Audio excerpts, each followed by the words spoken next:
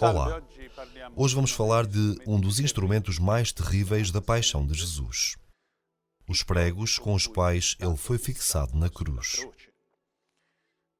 O condenado à morte pelos romanos podia ser fixado à cruz com cordas ou pregos. Certamente também ser fixado com cordas era um grande problema para o condenado, porque não tinha outro apoio para respirar, a não ser aquelas cordas que apertavam os pulsos e os pés, mas os pregos eram muito mais terríveis. Jesus provavelmente foi crucificado de acordo com o que vemos no sudário, pregado pelos pulsos, porque no meio da mão o corpo não pode se sustentar.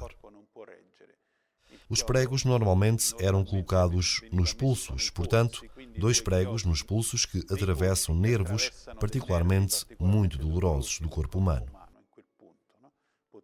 Podemos imaginar também os pés com 2 pregos, porém, com esta técnica, um pé em baixo com um prego e um pé por cima com outro prego. Os pés são especialmente importantes porque eram o apoio principal.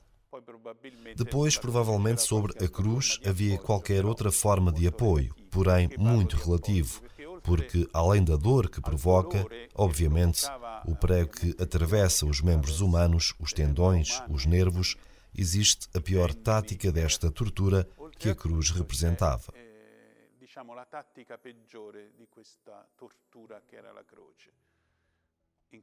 E em que consistia? No facto de que, para poder respirar, nós precisamos nos apoiar sobre as partes do corpo que estão paradas. Sobre a cruz, um homem pregado não tem outro ponto de apoio senão aqueles pregos que lhe perfuram os membros e, portanto, cada respiro é uma luta.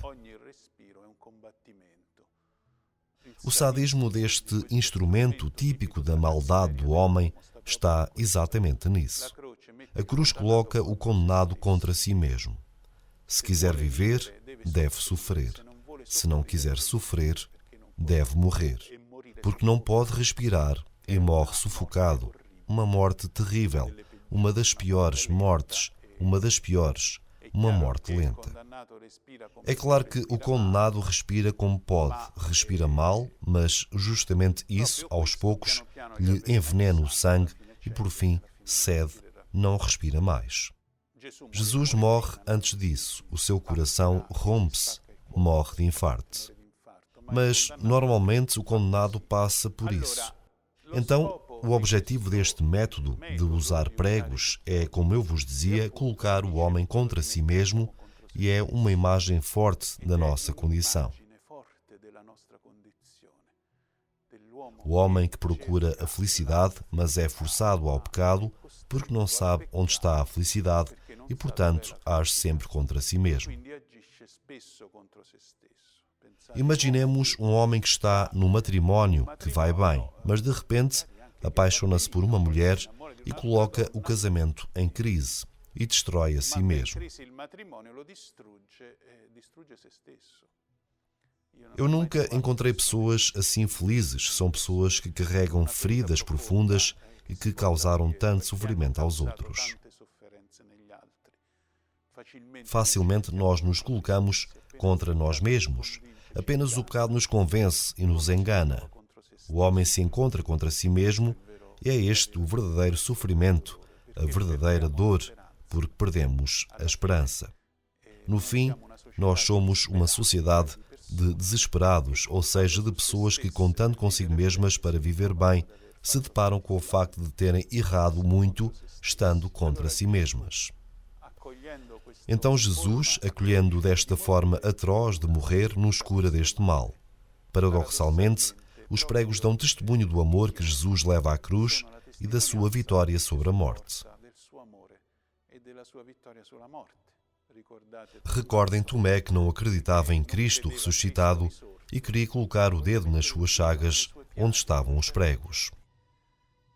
E Jesus ressuscitado apresenta-se assim, com as mãos e os pés furados e o lado aberto para que Tomé pudesse ver até onde havia chegado o seu amor por ele. que era incrédulo até àquele ponto, e Jesus, agora que vive eternamente com aquele corpo martirizado diante do Pai, mostra as suas chagas não para acusar-nos, mas para implorar ao Pai a nossa salvação, dizendo: olha como eu os amei. Olha, Pai, salva-nos, tenha misericórdia deles, leva-os ao céu, perdoa-lhes os pecados. Ou seja, esta tragédia de Jesus o fez perfeitamente integrado. Nem mesmo os pregos puderam colocar Jesus contra si mesmo. Tudo foi coerente, unificado, neste ato de amor infinito que nós nem podemos imaginar se não tivesse acontecido de verdade. Tudo é unificado. Assim o Senhor reintegra todas as nossas feridas se olharmos para Ele, se olharmos as nossas dissociações, como dizem os psicólogos, todos os nossos traumas, aqueles que vêm especialmente dos nossos pecados. Que o Senhor te abençoe e te proteja.